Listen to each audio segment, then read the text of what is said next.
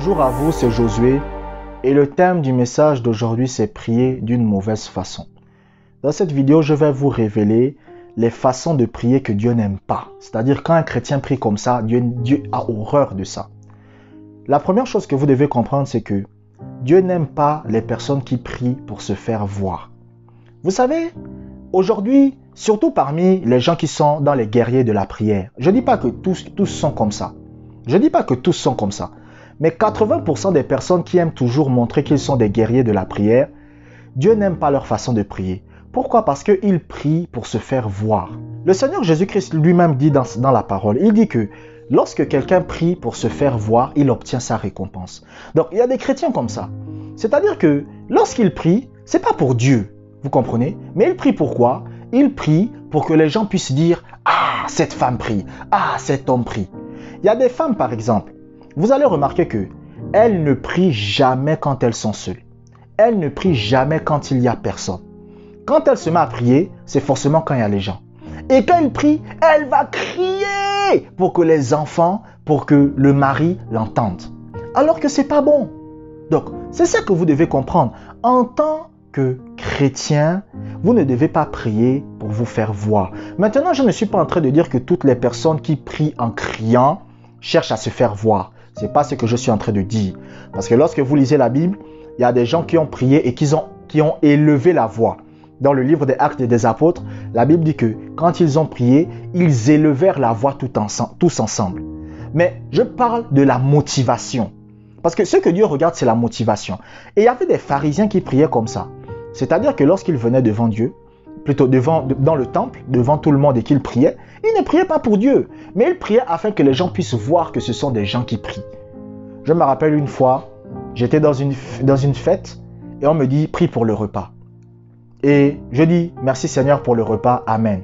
Les gens m'ont regardé, ils ont dit « Mais c'est tout ?» J'ai dit « Non, c'est tout, j'ai fini la prière et on a mangé ». Pourquoi? Parce que je ne prie pas pour que les gens voient que je suis un homme de prière. Ma façon de prier en privé, c'est la même façon dont je prie en public. Donc j'ai seulement dit « Merci Seigneur, Amen ». Vous voulez que je dise quoi? Dieu bénit ceci, Dieu... Parce que je ne cherche pas à impressionner les gens. Et il y a des chrétiens comme ça qui ne cherchent pas à impressionner les gens. Mais malheureusement, il y a aussi des chrétiens, eux, leur but, ils veulent impressionner les gens par leur façon de prier. Et Dieu a horreur de ça. Donc, de nombreux chrétiens ont ce problème-là. De nombreux chrétiens ont ce problème-là. Ne priez jamais pour vous faire voir. Ne priez jamais afin que les gens voient que vous êtes un homme de prière, une femme de prière. Priez comme il vous convient de prier. C'est pour ça que moi, je ne juge pas. Vous savez, il y a des gens qui aiment prier en criant. Ils aiment prier en criant parce que c'est leur façon de prier. Mais ce n'est pas parce qu'ils veulent se faire voir. Mais maintenant, il y a des gens qui aiment prier en criant parce qu'ils veulent que les gens les entendent. Vous ne pouvez pas vous lever à 4 heures du matin, à 5 heures du matin et vous priez et vous criez. Vous priez en criant, en sachant que vos enfants doivent aller à l'école, en sachant que l'homme avec qui vous vivez doit aller au travail. Ce n'est pas normal. Donc, en réalité, vous faites ça pourquoi? Vous faites ça pour montrer aux gens que vous êtes une femme de prière ou un homme de prière. Et je ne vise personne. Donc, si quelqu'un est en train de regarder cette vidéo et vous vous sentez visé par ce que je suis en train de dire, ça veut dire qu'en réalité, vous faites ça. Les gens qui ne prient pas pour se faire voir, ce que je suis en train de dire, ça ne les dérange pas. Parce qu'ils savent que moi, je ne suis pas comme ça ne me dérange pas.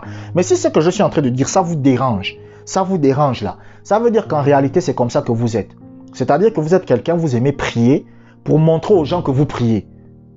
Et quand vous priez de cette façon, Dieu ne vous écoute pas. Moi, je vous le dis, Dieu ne vous écoute pas. Il bouge ses oreilles parce que vous ne priez pas pour lui. Vous priez pour que les gens vous acclament. La deuxième chose que vous devez comprendre, c'est que Dieu exauce la foi et non les nombreuses paroles.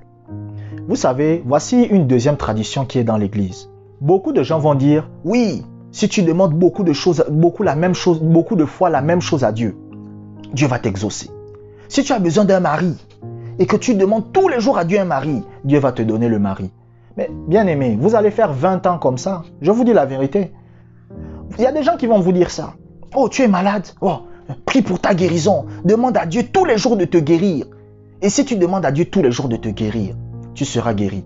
Il y a même des gens qui ont même inventé un nouveau système. Ils disent si tu pleures devant Dieu, oh, et que Dieu te voit pleurer, il va t'exaucer. Mais bien aimé, si Dieu exauçait les gens à cause des pleurs, je vous dis, toutes les prières seraient exaucées sur terre. Je vous dis la vérité. Toutes les prières seraient exaucées. Dieu n'exauce pas un chrétien à cause des pleurs. Dieu exauce un chrétien à cause de la foi. Dieu, écoutez, Dieu, que vous pleuriez ou que vous ne pleuriez pas, c'est pas ce qu'il regarde. Vous comprenez?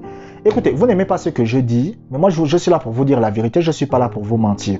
Et si vous pensez que je mens, essayez vous-même. Commencez à pleurer devant Dieu.